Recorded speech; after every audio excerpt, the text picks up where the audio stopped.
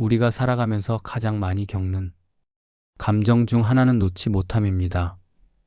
헤어진 연인을 떠올리며 여전히 SNS를 들여다보는 사람, 쓰지 않으면서도 버리지 못하는 물건을 쌓아두는 사람, 이미 지나간 과거의 영광을 반복해서 회상하는 사람, 누구나 이런 경험이 있지요.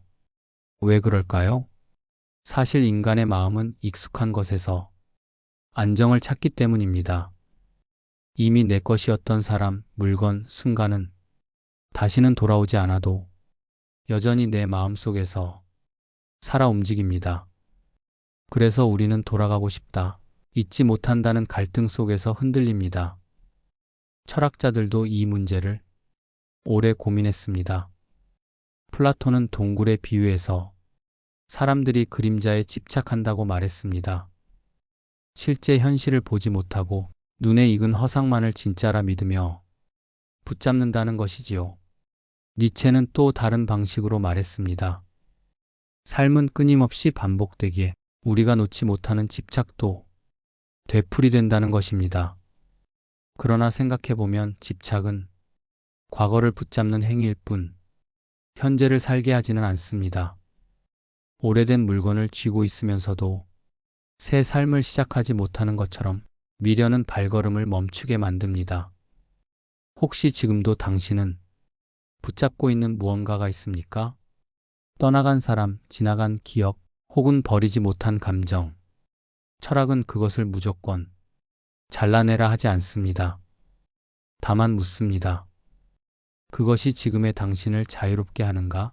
아니면 여전히 가두고 있는가? 철학의 시간, 오늘은 그 질문에서 이야기를 시작합니다. 우리가 살아가면서 가장 힘들어하는 것 중 하나는 놓아야 할 것을 놓지 못하는 마음입니다. 헤어진 연인의 연락처를 지우지 못하고 여전히 SNS를 훔쳐보는 사람, 이미 낡고 쓸모 없어진 물건임을 알면서도 언젠가 필요할지도 몰라라는 이유로 집 구석에 쌓아두는 사람, 혹은 과거의 영광을 붙잡고 지금의 삶보다 그때의 기억에 더 많이 기대어 사는 사람, 이 모든 것이 집착의 그림자입니다. 심리학에서는 인간이 익숙한 것에서 안전을 느낀다고 설명합니다. 설령 그것이 나에게 더 이상 이롭지 않더라도 낯설고 새로운 것보다는 이미 아는 세계에 머무르려 합니다. 그래서 관계가 끝났어도 기억은 쉽게 지워지지 않고 버려야 할 물건도 내 역사라는 이름으로 곁에 두려 합니다. 집착은 때로는 안정의 다른 이름인 셈입니다. 그러나 이 안정은 일시적일 뿐 시간이 지나면 오히려 마음의 짐이 되어 무겁게 내려앉습니다. 철학자 플라톤은 동굴의 비유에서 집착의 본질을 잘 보여줍니다. 사람들은 동굴 벽에 비친 그림자에 익숙해져 그것을 진짜 현실이라 믿습니다. 그림자 너머의 세계가 있다는 사실을 알면서도 새로운 빛을 보러 나가는 대신 익숙한 어둠 속에 머무르려 합니다. 낡은 그림자에 대한 집착이 우리를 현실로부터 멀어지게 하는 것이지요. 니체는 또 다른 방식으로 집착을 설명했습니다. 그는 영원의 귀라는 개념을 통해 삶은 끊임없이 되풀이된다고 말했습니다. 기쁨도 슬픔도 미련도 반복됩니다. 우리가 집착을 내려놓지 않는 한 같은 감정을 계속해서 되새김질하며 사는 것이지요. 어떤 관계에서든 어떤 감정에서든 나는 왜 늘 똑같은 패턴을 반복할까? 하는 질문은 결국 집착의 본질과 맞닿아 있습니다. 우리의 일상은 이러한 집착이 작은 사례들로 가득 차 있습니다. 집안에 먼지 쌓인 채 두고 있는 옛 물건, 이미 소용없는 문서나 옷가지들, 그리고 SNS 속 끝없는 비교, 타인의 삶을 스크롤하며 나는 왜 저렇지 못할까? 하고 마음을 붙잡히는 순간들, 이처럼 집착은 과거에도 현재에도 심지어 아직 오지 않은 미래에도 모습을 바꿔가며 우리를 괴롭힙니다. 집착은 결국 시간의 무게입니다. 이미 끝난 시간을 붙잡을 때 우리는 현재를 잃습니다. 아직 오지 않은 시간을 미리 걱정할 때 역시 현재를 읽습니다. 플라톤의 동굴에서, 니체의 영혼의 귀에서, 그리고 우리의 작은 일상에서 반복되는 메시지는 하나입니다. 집착은 우리를 가두고 노움은 우리를 자유롭게 한다. 살다 보면 우리는 누구나 얼굴이 화끈거리는 순간을 경험합니다. 회의 자리에서 실수로 잘못된 말을 꺼냈을 때, 누군가의 농담에 내가 무심코 내뱉은 말이 상대에게 상처가 되었을 때, 혹은 준비가 부족한 발표 자리에서 청중의 눈빛을 마주쳤을 때, 그 순간의 부끄러움은 몸을 움츠리게 하고 한동안 머릿속에서 지워지지 않습니다. 많은 사람들은 그 기억을 부정하거나 피하려 하지만, 사실 부끄러움은 우리 삶에서 무척 중요한 신호입니다. 철학자 소크라테스는 나는 내가 모른다는 것을 안다라는 역설적인 고백으로 유명합니다. 그는 무지를 인정하는 것, 즉 부끄러움을 아는 것에서 철학이 출발한다고 보았습니다. 자신이 틀렸음을 깨닫는 순간, 얼굴이 붉어지는 그 순간은 단순히 수치가 아니라 성장의 문이 열리는 자리입니다. 부끄러움이 없다면 우리는 결코 새로운 삶을 향해 나아가지 못합니다. 일상에서도 마찬가지입니다. 누군가의 눈치를 보며 혹은 남의 말을 듣고 마음이 불편해질 때, 우리는 종종 방어적으로 굴지만 그 불편함이 나를 더 좋은 길로 이끌기도 합니다. 다이어트를 결심했지만 친구의 살쪘네? 라는 말에 자극을 받아 다시 운동을 시작하는 경우, 시험에서 실수한 부끄러움 때문에 더 철저히 준비하는 경우, 직장에서 상사의 지적에 얼굴이 화끈거려도 그 경험 덕분에 실력을 키우는 경우, 이런 경험을 돌이켜보면 부끄러움은 우리를 무너뜨리는 감정이 아니라 우리를 앞으로 밀어올리는 에너지임을 알 수 있습니다.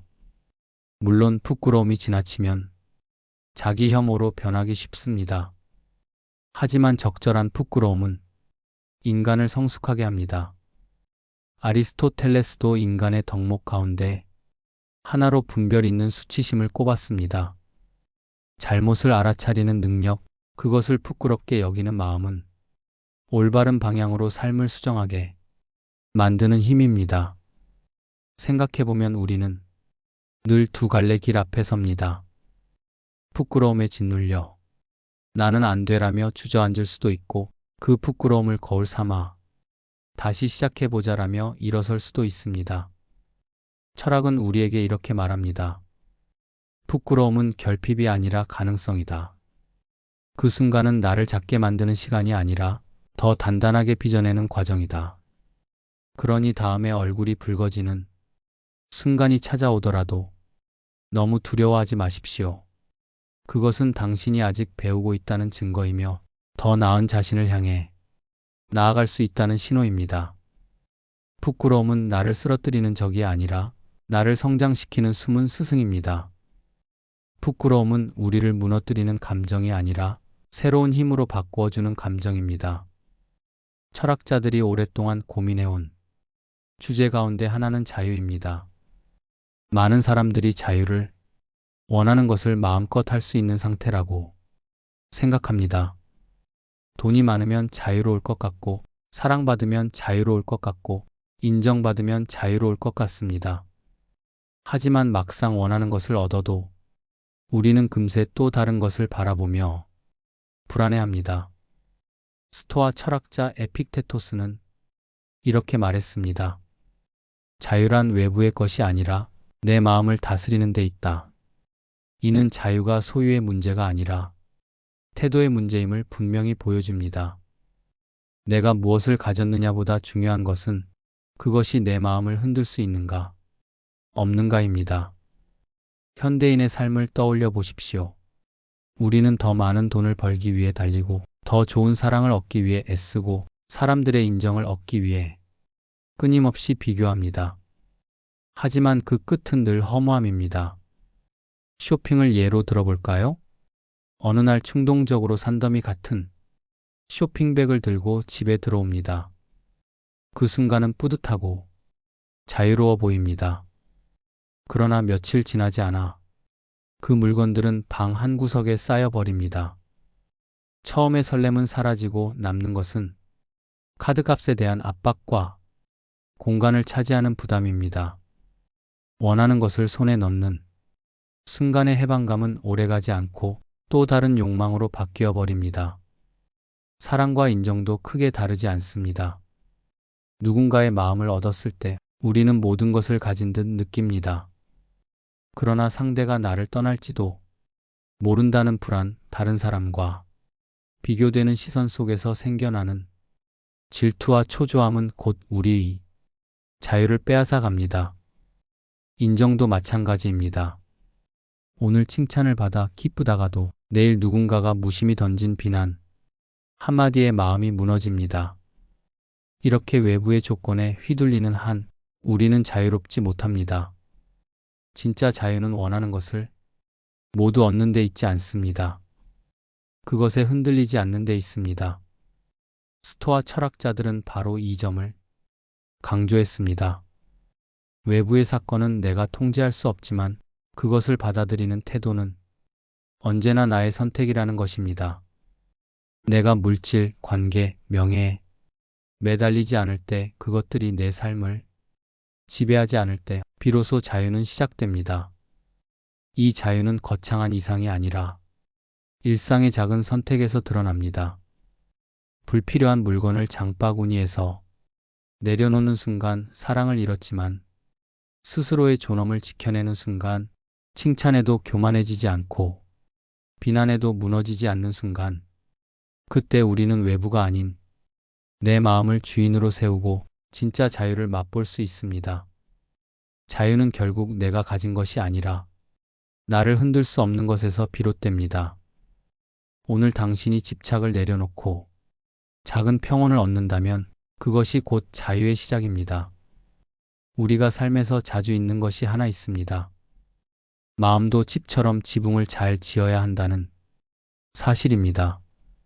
지붕이 허술하면 작은 빗방울에도 금세 물이 새듯 마음도 단단히 닦아두지 않으면 작은 불안, 작은 욕망, 작은 분노가 금세 스며들어 평온을 무너뜨립니다. 반대로 지붕이 튼튼하면 거센 비와 바람에도 집안은 평안하듯 닦은 마음은 어떤 폭풍에도 흔들리지 않습니다. 하루에도 수없이 많은 감정의 비가 내립니다. 누군가의 말 한마디에 서운함이 생기고 비교에서 비롯된 불안이 마음을 적십니다. 작은 미련과 집착은 빗방울처럼 스며들어 점점 번뇌라는 강물이 됩니다. 그것을 돌보지 않고 방치하면 어느새 마음 가득 번민이 차오르고 맙니다. 그렇다면 어떻게 해야 할까요? 마음을 단단히 하기 위해 거창한 의식은 필요하지 않습니다. 매일의 작은 실천이 모여 지붕의 기와를 하나씩 얹습니다. 하루에 단 5분 내가 지금 붙잡고 있는 건 무엇인가? 스스로에게 물어보는 것. 아직 놓지 못한 미련이나 버리지 못한 감정을 들여다보는 것. 또한 얼굴이 붉어졌던 순간을 숨기지 않고 기록해 두는 것. 그 안에서 배운 점을 글로 남긴다면 부끄러움은 나를 무너뜨리는 힘이 아니라 일으키는 힘이 됩니다. 그리고 작게라도 내가 자유로운 순간을 찾아내는 것. 불필요한 물건을 내려놓을 때, 누군가의 말에 더 이상 흔들리지 않을 때, 그 순간을 알아차리면 마음의 지붕은 점점 더 견고해집니다. 자유는 원하는 것을 다 가지는 데 있지 않습니다.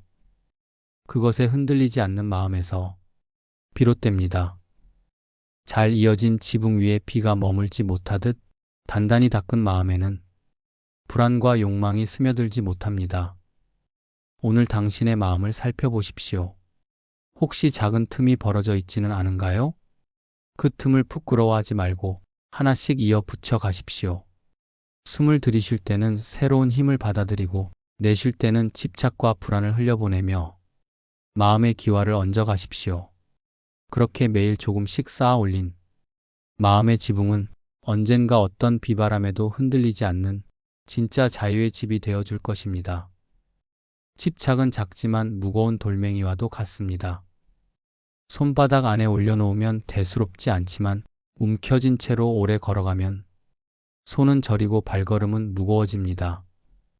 우리는 종종 그 돌멩이를 내려놓지 못해 삶을 더 힘겹게 만듭니다. 하지만 내려놓는 순간 걸음은 놀랄 만큼 가벼워집니다. 삶의 길이 달라지는 것은 크고 거창한 선택 때문만은 아닙니다. 아주 작은 집착 하나를 내려놓는 순간 이미 변화는 시작됩니다. 부끄러움 역시 마찬가지입니다.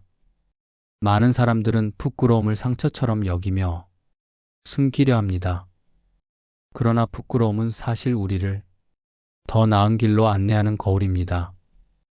그 순간은 내가 잘못하고 있음을 알리는 신호이고 더 단단한 사람이 되라는 초대장입니다. 얼굴이 화끈거리는 그 순간은 나를 작게 만드는 시간이 아니라 새로운 나로 빚어지는 과정입니다. 우리가 외면하지 않고 바라볼 수만 있다면 부끄러움은 쓰라린 상처가 아니라 성숙의 씨앗이 됩니다. 그리고 결국 자유란 원하는 것을 모두 가지는 데 있지 않습니다. 자유는 무엇에도 휘둘리지 않는 데서 시작됩니다. 물질에, 사랑에, 인정에 흔들리지 않고 내가 나로 설 수 있을 때 그 순간에야 비로소 진짜 자유가 찾아옵니다. 자유는 멀리 있는 이상이 아니라 오늘 지금 이 자리에서 내가 무엇에 마음을 내어주고 있는지 살피는 데서 피어납니다. 그러니 오늘 하루 가볍게 묻습니다. 나는 지금 어떤 돌멩이를 쥐고 있는가? 어떤 부끄러움을 성장의 거울로 삼을 수 있는가? 그리고 지금 이 순간 나는 자유로운가? 그 질문 속에서 우리는 조금 더 단단해지고 조금 더 고요해질 수 있을 것입니다.